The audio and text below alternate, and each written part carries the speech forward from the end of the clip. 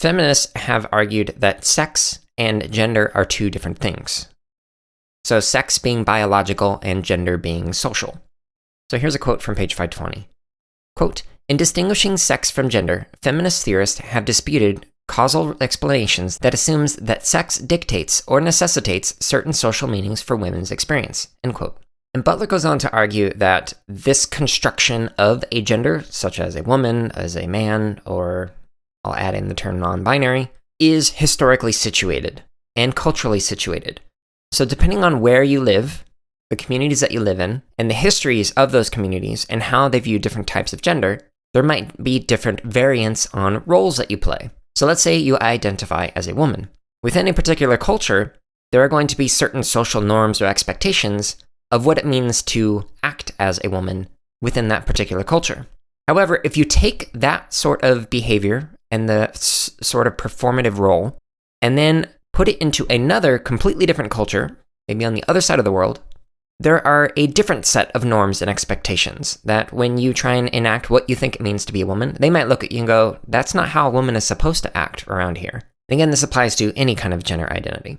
So in other words, the social views or norms or expectations for an identity, such as a gender identity, is situated within that culture, and it is influenced by historical acts, behaviors, laws, etc. All right, so I'm going to read another quote. This is from page 521, and apologies if I mispronounce this name. Quote, "Merleau-Ponty maintains not only that the body is an historical idea, but a set of possibilities to be continually realized. In claiming that the body is an historical idea, Merleau-Ponty means that it gains its meaning through a concrete and historically mediated expression in the world. That the body is a set of possibilities signifies A, that its appearance in the world, for perception, is not predetermined by some manner of interior essence, and B, that its concrete expression in the world must be understood as the taking up and rendering specific of a set of historical possibilities." End quote.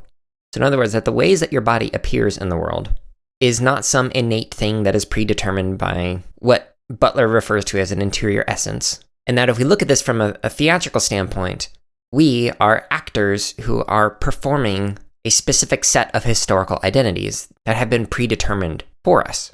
So here's a quote from page 521 and 522. Quote, "To do, to dramatize, to reproduce, these seem to be some of the elementary structures of embodiment. This doing of gender is not merely a way in which embodied agents are exterior, surfaced, open to the perception of others. Embodiment clearly manifests a set of strategies, or what Sartre would perhaps have called a style of being, or Foucault, a stylistics of existence. This style is never fully self-styled, for living styles have a history, and that history conditions and limits possibilities.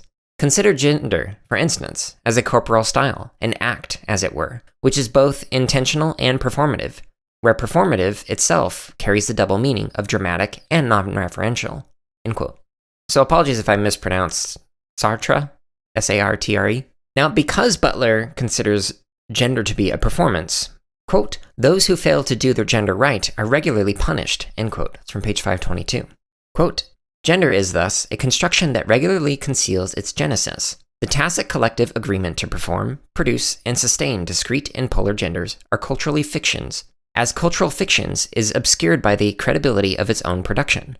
The authors of gender become entranced by their own fictions, whereby the construction compels one's belief in its necessity and naturalness. The historical possibilities materialized through various corporal styles are nothing other than those punitively regulated cultural fictions that are alternatively embodied and disguised under duress." End quote. It's from page 522. So we, socially, are going off of the historical constructions of what it means to be blank identity, and we then are furthering that by performing that identity, by buying into the narrative that is written before us, historically, and is being co-written by us socially in the world that we are in. So if you identify as a man, the ways that you behave, the ways that you dress, the words that you use, how you carry your body, the acts that you do, the hobbies that you have, all of those things fit within certain historical and socially constructed expectations around what it means to identify as a man. And in the last few decades, but more recently in the last decade or so, there have been discussions in the US in particular about people who are born with a sex that does not match their gender identity, and people are resisting that somebody is going against what society is telling them they should be based off of their sex.